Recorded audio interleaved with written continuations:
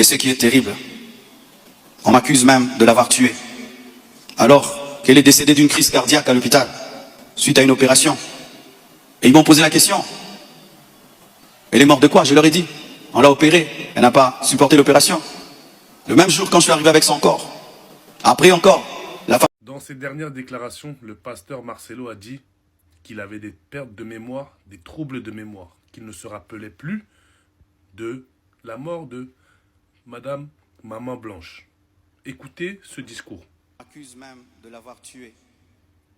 Alors qu'elle est décédée d'une crise cardiaque à l'hôpital, suite à une opération. Et ils m'ont posé la question.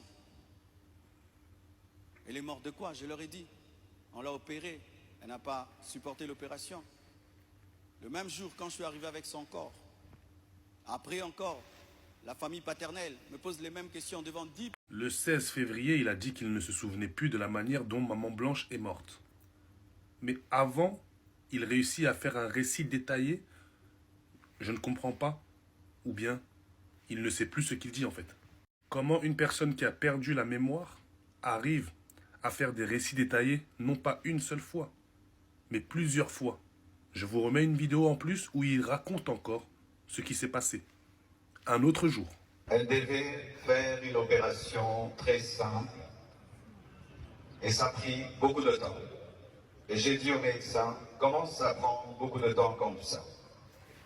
Ils m'ont dit, tout s'est bien passé, mais elle ne se réveille pas encore. Quand seulement ils m'ont dit ça, mon esprit m'a dit, elle est partie. J'ai dit non, c'est pas vrai, elle n'est pas partie. Ils sont en train de dire qu'ils la raniment, donc elle va se réveiller. 3 heures, 4 heures, toujours rien. Encore une contradiction, surtout qu'il nous a révélé que pour ne pas flouter ses souvenirs, il avait tout écrit. Où sont les écritures de ces péripéties? Maintenant, il n'y a plus d'écriture. Il n'y a plus aucune directive qu'il a écrite.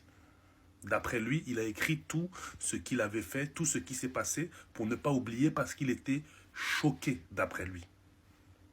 9000 personnes étaient en direct aujourd'hui sur le live de Corolet concernant l'affaire de Maman Blanche et du pasteur Marcelo. Le panel était électrique, bien évidemment divisé en deux, la team pasteur Marcelo et team Maman Blanche. Je vais reprendre les différents arguments avancés par les deux camps dans cette vidéo. Il y a 7 points précis qui font exploser l'affaire de Maman Blanche. 1. Les documents de décès. La famille de Maman Blanche conteste l'authenticité des 2 documents liés à son décès, à savoir l'acte de décès et le certificat de décès. Ils parlent d'incohérence grave, notamment on ne sait pas si elle est mariée ou pas. En face, le camp du pasteur Marcelo est formel, les documents sont 100% légaux et la famille de Maman Blanche ferait une mauvaise interprétation. Numéro 2, le pays de la mort. Lubumbashi, Belgique, Turquie, les rumeurs sont parties dans tous les sens dans le live. Aujourd'hui, les défenseurs du pasteur Marcelo maintiennent la Turquie, preuve à l'appui avec des billets d'avion et le rapatriement du corps. Mais pour les opposants, il reste des zones d'ombre. Numéro 3, le procès est-il au civil ou au pénal? C'est là qu'il y a eu vraiment beaucoup de points de discorde dans le live. Le camp du pasteur Marcelo dit qu'il s'agirait du civil parce que c'est un simple conflit civil pour gérer l'héritage de Maman Blanche. Et la famille de Maman Blanche affirme que le dossier est passé au pénal à cause des lourds soupçons sur les documents officiels. Numéro 4, qui gère l'argent de Maman Blanche, bien sûr. Le pasteur Marcelo aurait été officiellement désigné en tant que liquidateur. Il a plaidé des troubles de la mémoire. Le camp Marcelo affirme que ce sont des rumeurs parce que le procès du pasteur était à huis clos, donc pour l'instant on n'a aucune preuve qu'il a soutenu avoir des problèmes de mémoire et que c'était au cours d'une dernière prédication qu'il avait affirmé rencontrer ces troubles. En tout cas ce serait devant la chair. Mais pour le camp de Maman Blanche, c'est une stratégie de défense ou en tout cas une excuse troublante pour ne pas